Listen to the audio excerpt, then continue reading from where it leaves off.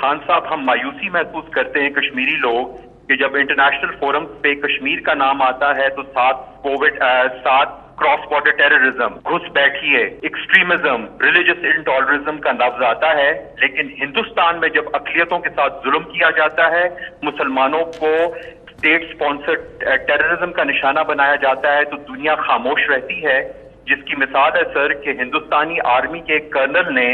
سمجھوتا express میں مسلمانوں کو زندہ جلا دیا، دنیا خاموش تھی۔ ہندوستان نیوی کا ایک سرونگ کمانڈر بلوچستان میں کلبھوشن یادو دہشت گردی کرتے ہوئے پکڑا گیا، دنیا خاموش رہی۔ اور اب خان صاحب جو سب سے خطرناک صورتحال ہے کہ چند دن پہلے 7 کلو یورینیم 235 جو 90% پیور تھی، جو ایٹم بم بنانے میں استعمال ہوتی ہے، وہ ایک شخص کے پاس 9 سال سے موجود تھی اور وہ اسے اسمگل کرنے کی کوشش کر رہا تھا، لیکن پوری دنیا کی میڈیا آؤٹ لیٹس اور انٹرنیشنل فورمز خاموش ہیں۔ جی وکاس دیکھیں، ایک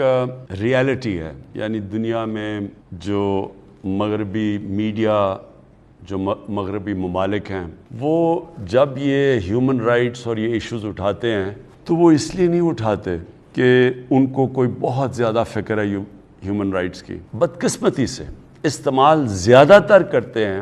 اپنی فورن پالیسی آبجیکٹیوز کو آگے کرنے کے لیے۔ یہ حقیقت ہے۔ انہوں نے فیصلہ کیا ہوا ہے، مغربی ممالک نے، ان کو خوف آیا ہوا ہے چائنا کا۔ چائنا جس تیزی سے آگے بڑھ رہا ہے تو ان کو یہ ڈر لگا ہوا ہے کہ چائنا آگے جا کے یہ مغربی ممالک سے آگے نہ نکل جائے، اس لیے انہوں نے یہ فیصلہ کیا ہے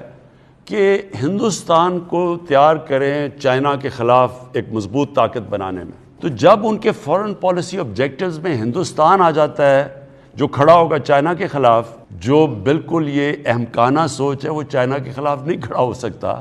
بلکہ ہندوستان اپنی تباہی کرے گا اگر وہ کھڑا ہوتا ہے، لیکن وہ یہ کوشش کر رہے ہیں کیونکہ وہ اس کے خلاف کھڑا کریں، وہ سب کچھ پھر بھول جاتے ہیں کہ ہندوستان میں اقلیتوں سے، مسلمانوں سے کیا ہو رہا ہے، اقلیتوں سے کیا ہو رہا ہے۔ ہندوستان کے اندر جس طرح انہوں نے ہندو سپریمسٹ آئیڈیالوجی، یعنی وہ خود یہ اس کو تنقید کرتے ہیں، میں یہ ضرور کہوں گا کہ پہلی دفعہ باہر کے اخبار، مغربی اخبار اب اس کی تنقید کرتے ہیں، پہلے نہیں کرتے تھے، اور اس میں ہمارا پاکستان کا بہت بڑا ہاتھ ہے۔ ہم نے ہر فورم میں اٹھایا، ہمارا اس فورن آفس کا بہت بڑا ہاتھ ہے، انہوں نے پوری طرح ہم نے کیمپین کی، اور اس کی وجہ سے آج اویئرنیس ہے ساری باہر کہ یہ جو ایک ہندوتا، یہ جو ان کی RSS آئیڈیالوجی ہے، ایک طرف مغرب کچھ کہہ رہا ہے کہ